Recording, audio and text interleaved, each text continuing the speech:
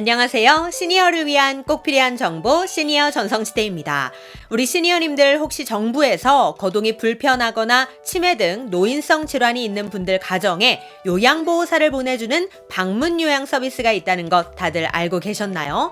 벌써 우리나라 약 35만 가정이 하루에 3시간씩 방문 요양 서비스를 받으면서 꼬박꼬박 정부 혜택을 받고 있는데요.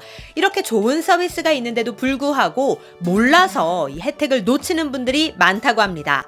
방문 요양 서비스는 정부에서 서비스 비용을 최소 85%에서 최대 100%까지 지원해주는 아주 요긴한 서비스인데요. 그런데 그냥 아무거나 선택하시면 후회하실 수도 있습니다.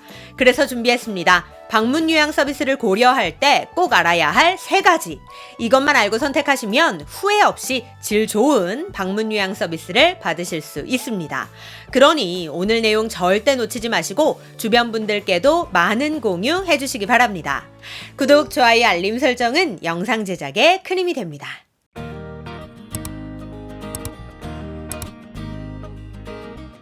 우선 본격적인 내용 말씀드리기에 앞서서 방문 요양이란 무엇인지부터 간략하게 설명드리겠습니다. 우리 가족들 또는 주변을 살펴보면 혼자서는 일상생활이 불편하시거나 또 노인성 질환을 앓고 계신 분들이 많으신데요. 그렇지만 안타까운 건 가족들도 지인들도 각자 일이 있고 생계를 이어나가야 하다 보니 이분들을 24시간 모시고 계시기는 힘들다는 사실입니다.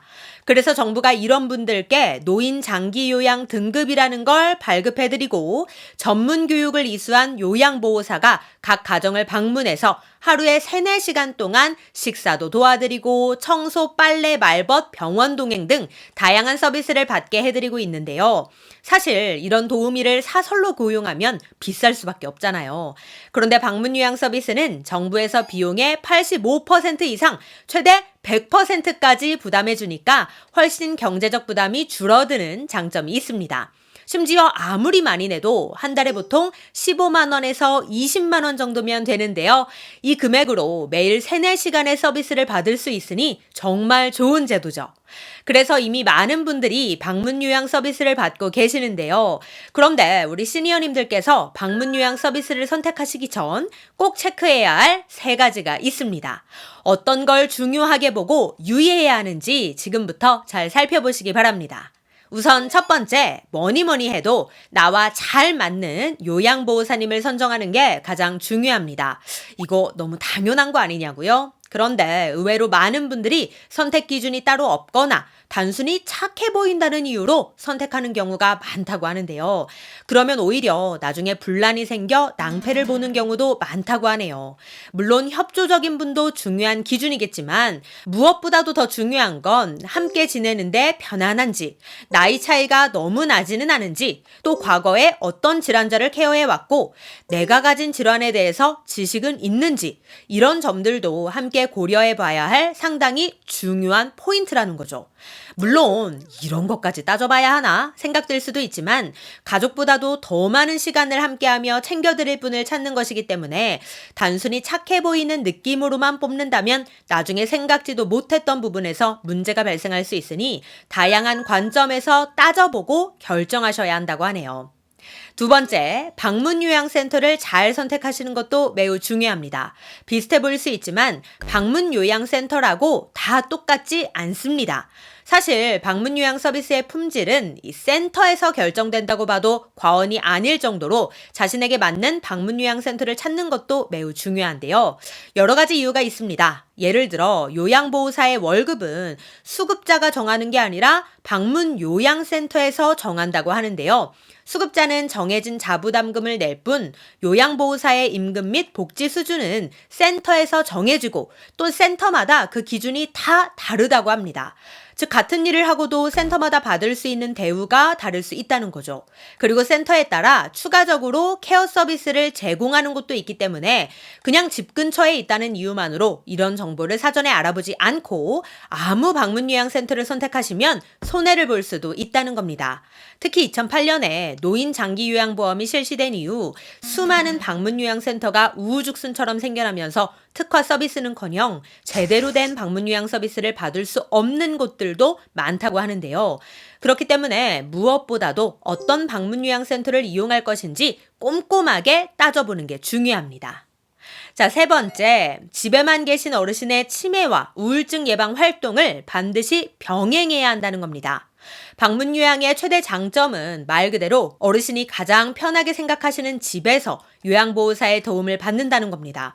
하지만 이게 사실 큰 단점으로도 작용할 수 있는데요. 왜냐? 집에만 계시기 때문에 사회적 활동이나 신체 활동이 제한되다 보니 치매 및 우울증에 상당히 취약해질 수 있기 때문이죠. 실제로 단순한 방문 요양 서비스만 받으시는 어르신은 활발하게 사회 활동을 하시는 어르신에 비해 일상생활 능력과 인지 능력이 3년 내 3배 정도 더 악화된다고 합니다. 그렇기 때문에 사전에 이런 부분에 대한 대비가 상당히 중요합니다.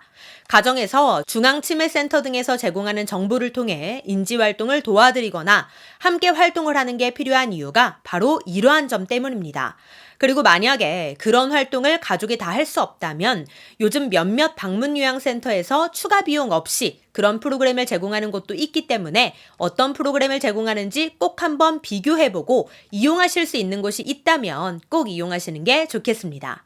자, 그래서 준비했습니다. 이러한 3가지 포인트를 모두 갖춘 곳이 있는데요.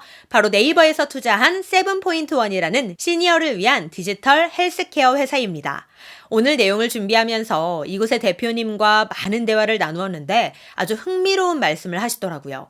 이 회사에서 요즘 전 세계적으로 이슈가 되고 있는 가상현실 기술을 활용해 집에만 계시는 어르신들이 마치 바깥에 나온 듯한 체험을 하며 기분 전환도 하고 또 치매 및 우울증 예방 활동도 할 수 있는 프로그램을 개발했다고 하는데요.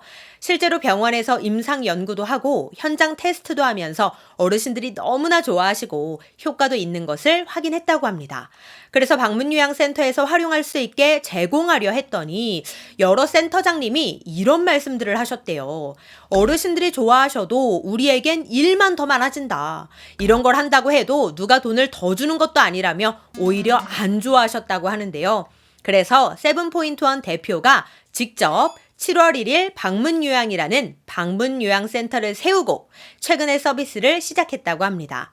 그런데 이름이 좀 특이하죠? 7월 1일이란 이름은 1년 중에 가장 푸르른 날이자 요양보호사의 날이라는 점에 착안하여 어르신의 가장 푸르렀던 추억을 되살려주고 함께하는 요양보호사의 근무 환경과 복지를 생각하는 방문요양센터라는 의미를 담고 있다고 합니다. 또한 지금은 세븐포인트원이 개발한 센텐츠라는 프로그램을 센터 서비스를 이용하시는 어르신들께 추가 비용 없이 정기적으로 제공한다고 하는데요.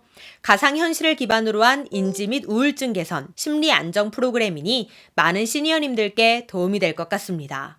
그런데 안타깝게도 사정상 현재는 센터가 위치한 서울 및 경기도 일부 지역 분들만 이용하실 수 있다고 하는데요.